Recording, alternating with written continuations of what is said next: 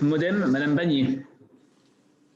Oui, merci Monsieur le Président. Merci Messieurs et Mesdames les professeurs pour vos éclairages précieux. J'ai 3 questions. Alors, une orientée vaccin. Est-ce que l'on peut espérer l'élaboration d'un vaccin qui bloquerait réellement la transmission du virus avec des anticorps qui pourraient atteindre les muqueuses, ce que ne font pas les vaccins ARN messagers? Donc ça, c'est la question vaccin. Sur la transmission, où en est-on des connaissances sur le mode de transmission via des personnes asymptomatiques, ce qui est une spécificité de ce coronavirus par rapport au SRAS et au MERS? Et sur le traitement, une question sur la dexaméthasone. C'est le seul traitement à avoir prouvé quelque efficacité pour réduire la mortalité. Et un médecin local d'une unité Covid me disait qu'on pourrait peut-être réduire le nombre de décès en administrant plus tôt, avant même le stade de l'hospitalisation. Où en est-on sur la précision du protocole de soins pour éviter les situations critiques? Je vous remercie. Sur la dexaméthasone et les patients qui ne sont pas hospitalisés, alors là, en fait, si vous voulez, on a travaillé avec médecine générale pour faire très attention à ça. Effectivement, la dexaméthasone, il y a plusieurs études qui montrent que c'est efficace. Ce n'est pas le seul traitement qu'on a montré l'efficacité parce que, comme vous savez, ça a été confirmé il y a 2 jours, le tocilizumab, parce qu'il était un des médicaments qui a été montré avoir une efficacité dans un essai à PHP.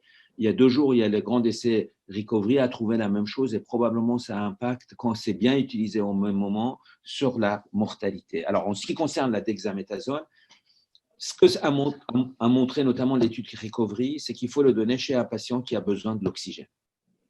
Si vous donnez dans cette étude ce médicament à des patients qui n'ont pas besoin de l'oxygène, ça peut même être délétère. Donc, on a fait, il y a quelques mois, en fin d'année, en novembre, je crois, avec le collège des généralistes, des médecins enseignants généralistes, une communiqué vers les médecins généralistes pour dire qu'il ne faut pas utiliser ce médicament chez un patient qui n'a pas besoin d'oxygène. Et la raison, c'est qu'on fait les corticoïdes, ça, finalement, ça lutte contre l'inflammation. Et si on le donne à un moment où on n'a pas d'inflammation, ça peut même être délétère. Donc, il y a vraiment des indications pour le donner au moment où le patient est mis sous oxygène. Après, il y a des questionnements sur quelle posologie, etc. Voilà, alors il y a d'autres questions auxquelles je peux répondre, mais je vais m'arrêter.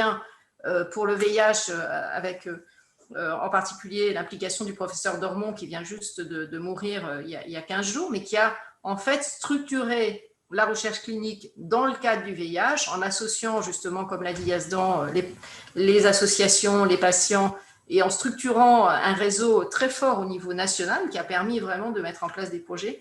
Il faut qu'on puisse le développer de façon plus large.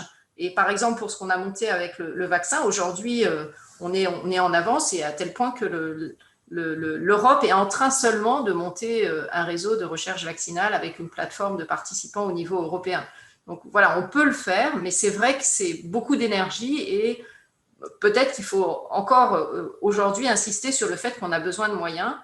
On a besoin de moyens pour mettre en place les essais, la recherche. Quand on regarde, et Yazdan en a parlé, mais quand on regarde les Anglais, là, au Royaume-Uni, ils viennent de lancer un essai sur 800 participants pour des combinaisons de vaccins.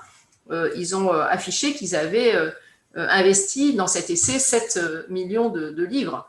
Donc voilà, ils ont une politique de recherche clinique avec des financements qui vont derrière, et on a absolument besoin, nous, je pense, d'avoir des financements conséquents si on veut mener une recherche de qualité et qui nous permettent d'avoir des données importantes aujourd'hui en recherche vaccinale. Et je ne parle pas de développement de vaccins, je parle de recherche permettant d'évaluer les vaccins qui commencent aujourd'hui à être administrés en population.